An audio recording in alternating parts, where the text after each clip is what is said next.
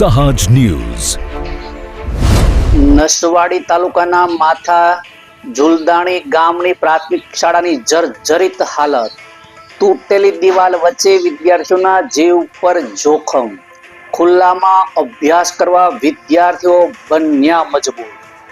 નમસ્કાર, સહજ ન્યૂઝ સાથે હું છું ગોપાલ ભેસાણી। નસવાડી તાલુકાના માથા ઝુલદાણી ગામની પ્રાથમિક શાળામાં અત્યંત જર્જરિત હાલત સામે આવતા વાલીઓ અને ગ્રામજનોમાં ચિંતા વ્યાપી છે। શાળાની આગળની દિવાલ તૂટી જતા વિદ્યાર્થીઓના જીવ પર ગંભીર જોખમ ઊભું થયું હોવાનું સ્થાનિકો જણાવી રહ્યા છે।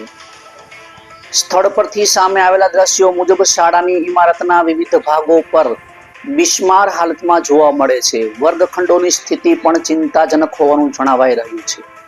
આવી સ્થિતિમાં નાના ભૂલકાઓને રોજિંદુ શિક્ષણ મેળવવું પડે છે, જે સલામતીની દ્રષ્ટિકોણે ગંભીર બાબત છે।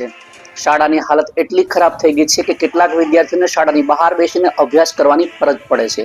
વરસાદી મોસમ દરમિયાન આ સ્થિતિ વધુ જોખમી બની શકે છે, જેના કારણે વિદ્યાર્થીઓ, વાલીઓ અને શિક્ષકોમાં ચિંતા જોવા મળી રહી છે। સ્થાનિક ગ્રામજનો અને વાલીઓએ શિક્ષણ વિભાગ તેમજ જિલ્લા તંત્રને તાત્કાલિક ધ્યાન આપી શાળાની જર્જરિત ઇમારતનું નિરીક્ષણ કરવા, જરૂરી સમારકામ અથવા તો નવી ઇમારતની વ્યવસ્થા કરવાની માંગ કરી છે।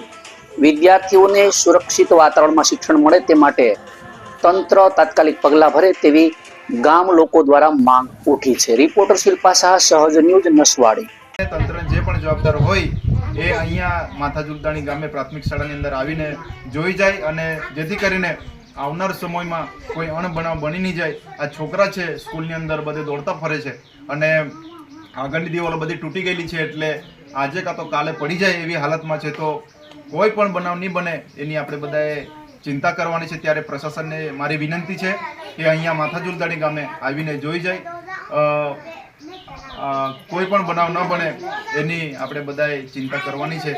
તો મારી એક જ વિનંતી છે કે માથા ઝુલદાણી ગામે પ્રાથમિક શાળામાં ખૂબ જ ખરાબ હાલતમાં બાળકો શિક્ષણ લઈ રહ્યા છે। શિક્ષણ થકી બાળકોનું ભવિષ્ય છે, તો શિક્ષણ વિભાગને બી હોય, સરકારને પણ મારી વિનંતી છે અહીંયા માથા ઝુલદાણી ગામે આવે એવી અપીલ કરું છું। ધન્યવાદ। રસિકભાઈ ભીલ, સામાજિક આગેવાન।